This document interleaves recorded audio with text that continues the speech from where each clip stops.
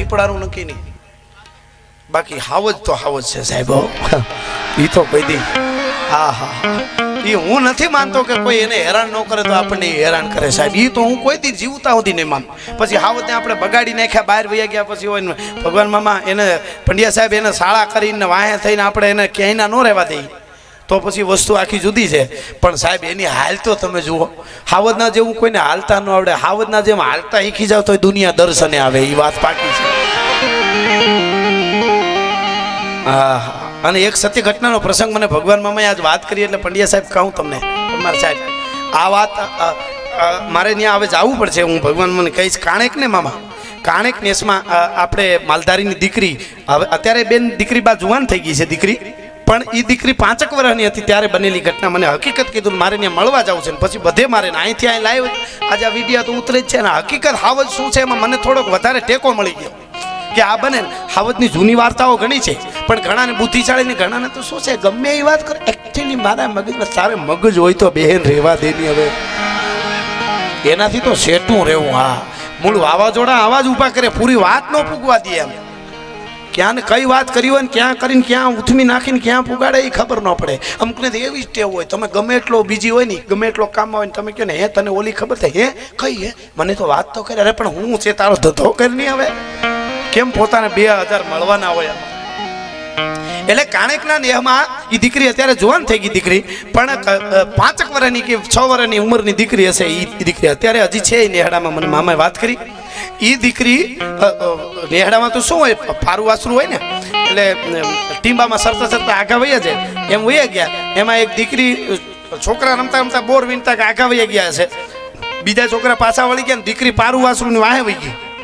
હવે 6 વર્ષની 5 વર્ષની દીકરી અને પછી પારું વાસરું પાછા વહી આવ્યા. દીકરી ભૂલી પડી ગઈ, નદી બાજુ વહી ગઈ અને પછી હાંજ પડીને બધા ગોતવા માંડ્યા. પણ એમ તો કેમ વગડામાં જડે.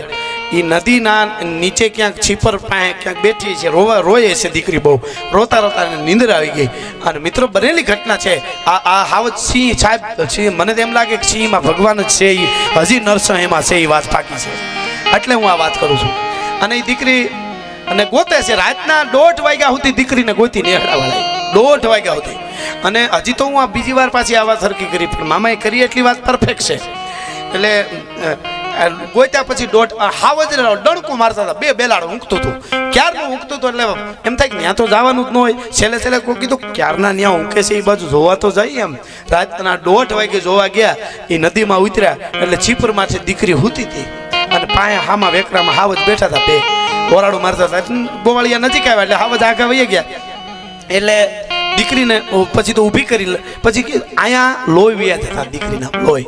એટલે દીકરીને પૂછ્યું કે આ તને શું થયું, કેમ લોહી નીકળ્યા? એ કે મને હૂતી હતી હાવજે આમ પંજો કરીને મને ઉઠાડી. આ બનેલી ઘટના સાહેબ. જો એ હાવજ ત્યાં ન બેઠા હોત બેલાડ તો રાતનો દીપડો કે જનાવર આવીને એને ખાઈ જાય.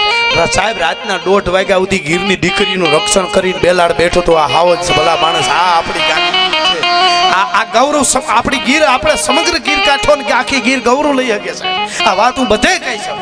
અને હવે તો અહીં થઈ ગઈ એટલે કાલે તો ક્યાંય પૂછીએ. હા એટલે કહેવાનો મારો અર્થ કે આ બનેલી ઘટના છે. આ સદીની વાત કરું છું તમને, હમણાંની વાત કરું છું. દાદા વર્ષો નથી ત્યાં. આ હાવજે આખી રાત રક્ષણ કર્યું. કારણ કે એને પંજો મારીને જગાડી દીકરી અમે તારું રક્ષણ કરીને બેઠા છે. તારે બીવાની જરૂર નથી સાહેબ. આ સિંહ હવે એ સિંહ માણસને મારે પણ હવે તો આપણી હોત દીપડાનું નક્કી નહીં એકચ્યુઅલી. એટલે એનું આમ સમાજમાં દીપડાનું ધ્યાન રાખવું. હાવજ તો ડણક મારીને ઘા કરે, ઓલો વાહેથી ઉલળીને આવે. એટલે મારે જે પ્રસંગો ઘણા બધા મને આવે છે એ હું આપને કહીશ. પણ એક એવા ફકીરના નેજા નીચે બેઠા છે એટલે મને એક એવો પ્રસંગ કહેવાનું મન થાય. કદાચ હું 2-4 વાર આ પ્રસંગ ક્યાંક કરી ચૂક્યો છું, આપણે સાંભળ્યો હોય છે. પણ એક બારવટીયો અને બારવટીયાની હારે એણે ખૂબ બારવટું કરેલું એના જમાનામાં, એના વખતમાં. અને કેટલા ગામ ધમરોળેલા. પછી બારવટું પાર પડી ગયો. કમાલ શાહ નામનો મુસલમાનનો એક દીકરો, એનો બારવટું પાર પડી ગયો અને પછી પોતાના ગામમાં ગયો. પણ એણે એના જીવનમાં 99 ખૂન કરેલા. 99 ખૂન એના જીવનમાં કરેલા. અને એને કે હક થતું નથી કે મેં 99 ખૂન કરી નાખ્યા, હવે મને ખુદા માફ નહીં કરે, મને જન્નતમાં પનાહ નહીં મળે. એ પોતે અંદરથી વલોવાય છે. એ યુવાન કમાલ છે. અને વલાવાતો ગામમાં કે હક થતું નથી. એમાં ક્યાંક ભાગવત કથા હાલતી હતી અને ભાગવત કથામાં એ ગામડું ગામ આવી રીતે હિન્દુ મુસ્લિમની એકતાનું ગામ હશે, બેહવા માટે ગયો અને એને અંદર એવા શબ્દો કે કોઈ હાસો ફકીર મળી જાય કે હાસો સંત મળી જાય તો આપણા ગમે એવા પાપ હોય ધોવાઈ જાય. એ વાત એના મગજમાં બેહી ગઈ કે મારે હાચા સંતને ગોતવો, ફકીરને ગોતવો છે. જંગલમાં નીકળી ગયો અને હાલતા જંગલની અંદર એક ઝૂંપડી આવી. ઝૂંપડીમાં એક સંત છે, સાધુ છે. એ પરમાત્માનું ભજન કરે. સીતારામ રાધે શ્યામ ભજમન જાનકી ભરથાર, સીતારામ રાધે શ્યામ ભજમન જાનકી ભરથાર માળા ફરે છે. અને એવો સાધુ, રૂખડીયો સાધુ. અને ઈ સાધુ એને પગમાં પડી ગયો જોઈને એને કીધું કે બાપુ, મેં 99 ખૂન મારી જિંદગીમાં કર્યા છે. હવે તો મને અંદરથી વલોવાવ છું, હળગું છું. મને જન્નતમાં પનાહ નહીં મળે. મારો ખુદા મને માફ નહીં કરે. મારે આ પાપમાંથી નીકળવું હોય તો બાપુ શું કરવું? અરે બેટા, તને પશ્ચાતાપ થયો છે એ જ બહુ મોટી વાત છે. તારા પાપ ધોવાય તો કે નહીં, મારા પાપ ધોવાઈ જાય ત્યાં સુધી મારે આ રહેવું છે. અને એ સંતની સેવા કરે છે. એ કમાલશા નામનો એ મુસલમાનનો જુવાન 1 દી 2 દી 5 દી 15 દી જ્યારે ઓહાડ આવે ત્યારે આવીને એટલું કે બાપુ મારા પાપ ધોવાઈ ગયા છે કે બેટા એવો સમય આવશે ત્યારે કહીશ. અને પછી ઝૂંપડી વાળી દે, પાણી ભરી આવી દે, આવું બધું કરે જંગલમાં. અને એમાં એક દિવસ સવારના પોરમાં આવ્યો, બાપુ હવે મને અકળામણ થાય છે. મેં 99 જણાને મારી નાખ્યા છે. મને હક નથી થતો. મારા પાપ મને ખુદા માફ કરી દે છે ને? એને કીધું બેટા એક કામ કર, ઓલી હુકેલી વડલાની ડાળખી પડી કે હા એ જરાક લઈ આવી. હુકલ બળતણ કરવા માટે, ધૂણો કરવા માટે જે લાકડા લઈ આવેલા હોય હુકેલા, એમાં વડલાની હુકલ ડાળખી એ લઈ આવ્યો અને એમ હાથમાં લઈ સાધુએ અને પાછી આપી આલે કે શું કરું બાપુ, ધૂણામાં નાખું? તો કે ના. કે તો તારા ગામમાં જા, હવે તારું ભજન, તારી બંદગી ઘણી થઈ ગઈ છે. તારા ગામમાં એવે ઠેકાણે આ ડાળખીને વાવજે, હુકલ ડાળખીને, કે રાતે 12 વાગે તારે કાયમ પાણી રેડવા જવાનું. અને તને કોઈ પાણી રેડવા જતા જોઈ ન શકે એવે ઠેકાણે. અને પછી એ કે રાતે 12 વાગે જઈને કાયમ પાણી રેડવાનું આ હુકેલી ડાળખીને. 1 દી 2 દી 5 દી 15 દી સમય તને નથી આપતો કેટલો લાગે, પણ જે દિવસે તું આને રાતે 12 વાગે પાણી રેડવા જા અને આ હુકેલી વડલાની ડાળખીમાં વેતના હાથના ગરજા કૂપળું ફૂટી ગયું હોય ને, તેથી માનજે કે તારા 99 ખૂનના પાપ આજે ધોવાઈ ગયા છે. આટલું તને કહું છું, વધારે નથી કહેતો. ડાળખી લઈને આવ્યો, પણ મર્દના ફાડિયા જેવો મુસલમાનનો દીકરો આવ્યો અને આવી અને પોતાનું ગામ હતું ને કબ્રસ્તાન ને શમશાન બે પાસે અડી અને વચ્ચે વાવી ડાળખી. એને ખબર હતી કે અહીંયા રાતે 12 વાગે કોઈ નો આવે, હારા નો આવે. એટલે વચ્ચે ડાળખીને વાવી અને પછી પાણી ભરી અને ઘડો અને ખંભે ઘડો, હાથમાં બગલમાં તરવાર, અને રાતે 12 વાગે કાંઈ એક ઘડો રેડી આવવાનો. કીધું સાધુએ કીધું છે એટલે પાપ ધોવા છે ત્યારે ખબર પડશે. 1 દી 2 દી 5 દી 15 દી મિત્રો બનેલી ઘટના છે. એક દિવસ એવું બન્યું, રાતના 12 વાગે પાણીનો ઘડો ભરી પાણી રડવા માટે આવે. ખંભે ઘડો છે, બગલમાં તરવાર છે, અંધારું છે. અંધારામાં એને શમશાનમાં કંઈક ઓળો અંધારાનું દેખાણું, ઝાંખું કંઈક હલતું હોય એવું દેખાણું. જરાક ઝજકાણો, પછી કે અરે હું મર્દ માણસ. પછી એમ થયું કંઈક ભૂત નહીં હોય ને એમ. વળી એમ થયું અરે મર્દ માણસ કોઈથી બીતા છે, ભૂત હોય કે કાંઈ હોય જ શમશાન છે ને. વળી એમ થયું કંઈક તો છે, ઝાંખું દેખાય છે. અરે મર્દ માણસ કોઈથી બીવે એમ એકલો વિચારતો જાય. ખંભે પાણીનો ઘડો, બગલમાં તરવાર. થોડોક નજીક આવ્યો મિત્રો, હકીકત ઘટના એવી હતી, ઈ જ ગામની બાવાજીની સાધુની દીકરી, 17 વર્ષની દીકરી છે, એનું અવસાન થયું અકસ્માતે કોઈ કારણોસર. ઈ દીકરીની સમાધિની શમશાનમાં દીધેલી, સમાધિ દીધેલી. પાસે જ કબ્રસ્તાન હતું, વચ્ચે આ વડલાની ડાળખી આવેલી હતી, સમાધિ દીધેલી.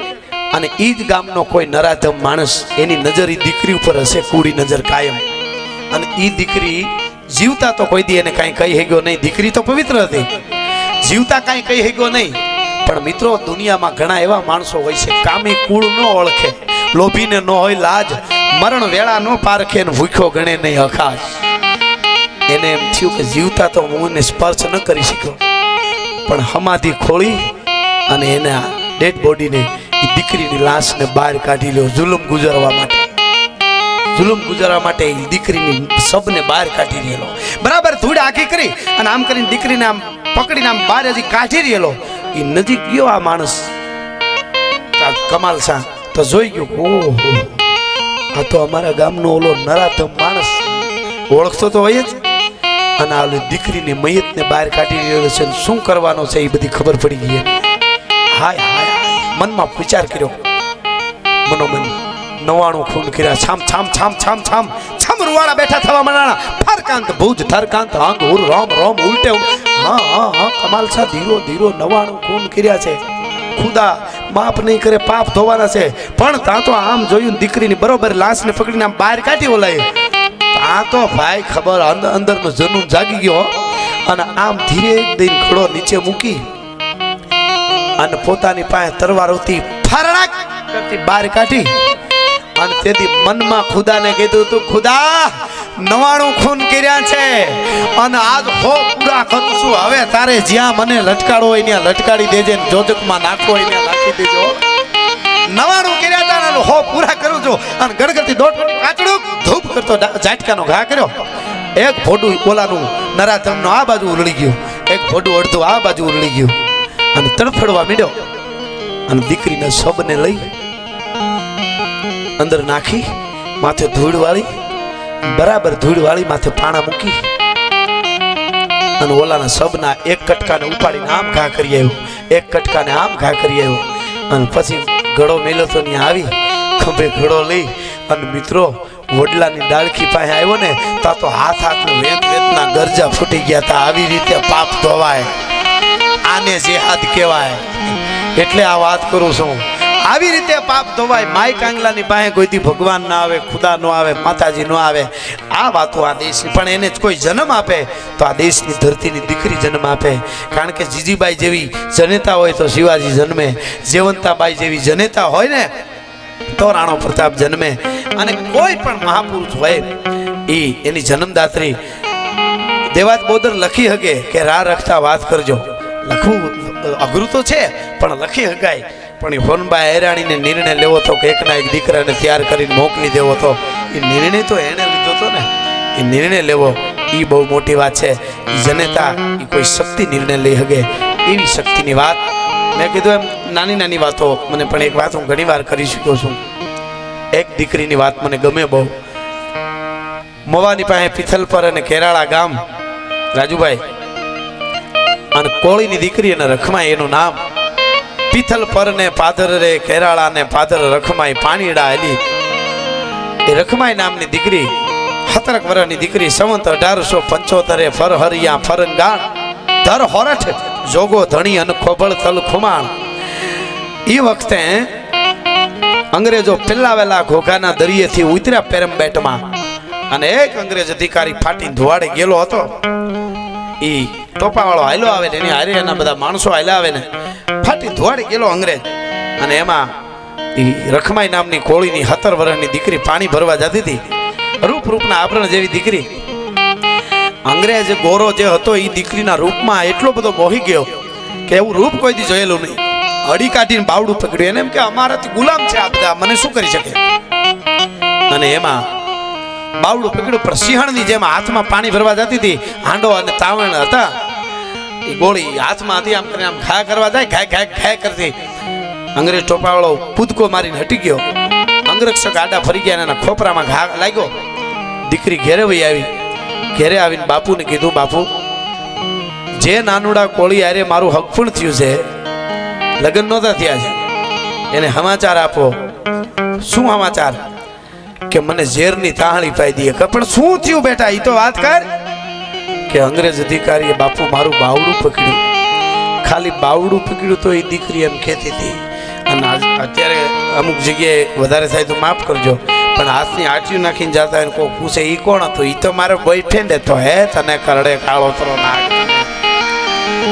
હવે કોને અમારે કેવું ને કેની વાતો કરવી પાછી માયક ઉપર આવીને ભાષણ કરતી હોય हम भारत का उद्धार करने वाला पैदा करेंगे घरનો ઉદ્ધાર કરી તો ભારતનો ઉદ્ધાર જ છે હવે એમ ઉદ્ધાર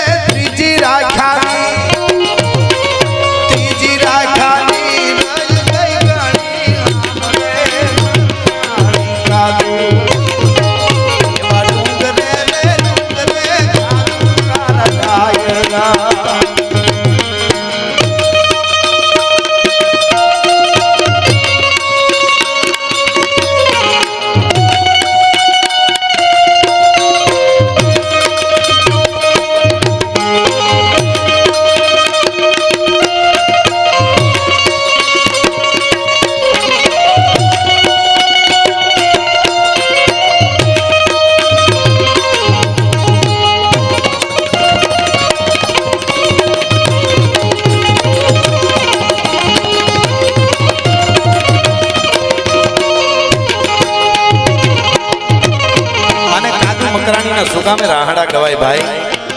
પ્રસંગો તો બહુ જાજા છે એમના મર્દાનગીના, પણ એક પ્રસંગ એના ખાસ મિત્રને ત્યાં જ્યારે કાદુ મકરાણી રોકાતો હતો અને એમની જ એક દીકરી ફાતિમા, એને કાદુના મર્દાનગી ઉપર એને ઓળઘોળ થઈ ગઈ દીકરી. અને કાદુ મકરાણી હૂતો છે અને રાતે આવી અને ઢોલિયાને આમ ટકોરા માર્યા. કાદુ મકરાણીને સ્પર્શ ન કર્યો પણ ઢોલિયાને આમ ટક કર્યું. કાદુ બેઠો થઈ ગયો અને કાદુની સામું જોઈને કીધું, કાદુ તારી મર્દાનગી ઉપર, તારી મળહાઈ ઉપર ઓળઘોળ છું અને મારે તારી હારે વિવાહ કરવા છે. હું મુસલમાનની દીકરી છું, હારે બંદૂક લઈ અને તારી હારે હું બારવટામાં આવીશ, પણ તારી હારે મારે વિવાહ કરવા છે, શાદી કરવી છે. અને તેથી કાદુ ઊભો થઈ ગયો, વાત ન કર કે તારા સિવાય હું કોઈને બીજે પરણી ન શકું અને હું મારામાં કોઈ ખોટ નથી, મેં તને સ્પર્શ નથી કર્યો. કાદુ તારી મર્દાનગી ઉપર ઓળઘોળ છું, તું મને કેમ ના પાડે છે? કે તારો બાપ મારો મિત્ર છે અને જે મારો મિત્ર હોય ને એના ઘરમાં એનો રોટલો ખવડાવીને મને આશરો આપતો હોય તારો બાપ, અને એની દીકરીને અરે હું જો દગો કરું, એના ઉપર દગો કરું ને તો મારો ખુદા મને માફ ન કરે. હવે કાદુ કોઈ દી આ ફળિયામાં પગ નહીં મૂકે. અને તેથી ત્યાંથી કાદુ નીકળી ગયો, જિંદગીમાં કોઈ દી પાછો ત્યાં આવ્યો નહોતો. એની પવિત્રતા પણ એવી હતી કાદુ મકરાણીની. એટલે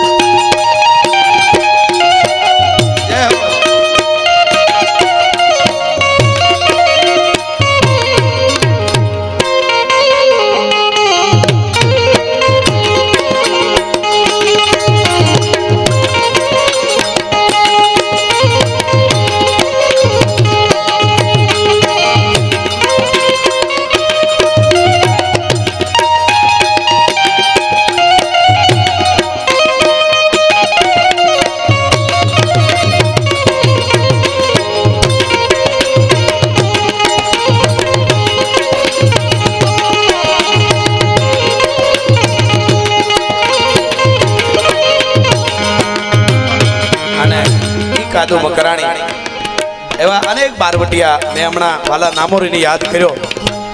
એવો જ એક બારવટીયો મને યાદ આવે. અરે આવડા